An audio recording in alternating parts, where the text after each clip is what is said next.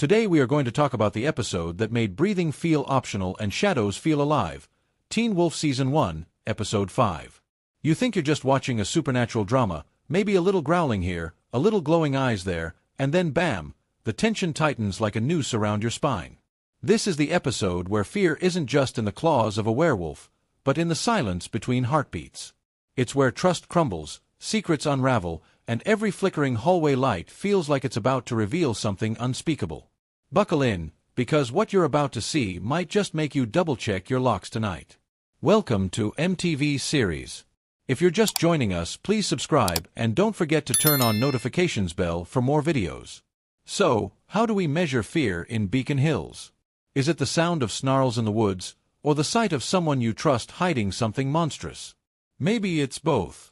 Episode 5 wastes no time dragging us into psychological dread, kicking off with Scott waking up in the woods, bloody, disoriented, and alone. Have you ever had that nightmare where you wake up in the middle of nowhere and can't remember how you got there? Now imagine that, plus you might have just murdered someone. That's not just horror, that's full-blown existential crisis in plaid.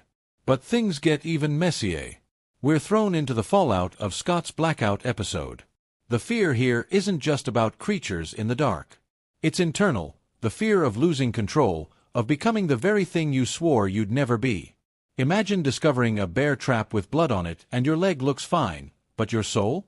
It's wrecked. Styles is asking questions, Scott is dodging answers, and we're all wondering if Teen Wolf just turned into a psychological thriller overnight. Then we get the vet scene. Remember that one? When Scott's boss, Dr. Deaton, casually pulls off a performance so calm in the face of danger it's almost creepier than the werewolf trying to break into the clinic. Like, who is this man? Why is he so composed while literal monsters are trying to claw their way in?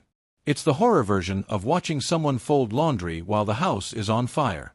Suspicion begins brewing in us, and in Scott, like storm clouds over a football field. Speaking of suspicion, how about that dinner with the Argents?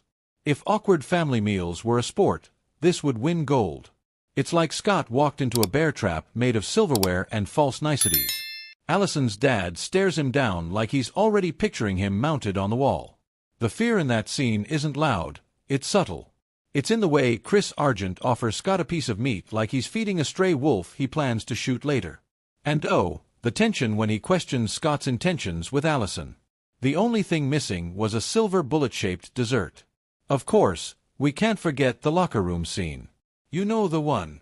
Jackson gets a little too curious about Scott's new athleticism and starts suspecting something is off. There's something terrifying about being hunted by someone who doesn't even know what they're hunting. It's like a cat playing with a mouse, but the mouse might be a werewolf, and the cat is your creepy ex who can't let things go. Then there's Lydia. Sweet, brilliant, secretly terrified Lydia. Her moment of fear isn't loud either.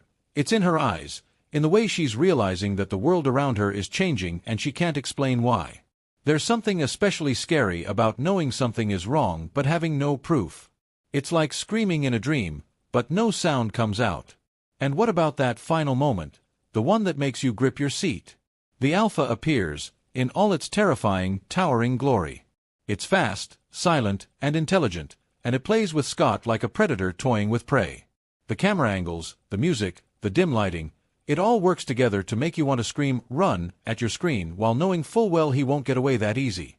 So what's the scariest part of Episode 5? Is it the Alpha's menace? Scott's crumbling self-control? Or is it that every single character is now dancing on a wire pulled tight between secrets and survival? Teen Wolf doesn't just show us monsters, it makes us wonder if we'd survive in their world. And after this episode, I wouldn't blame you for sleeping with a bat under your pillow. Just in case. Thanks for watching. Please like, share, and subscribe for more videos, and don't forget to hit the notification bell to be updated on our newest post.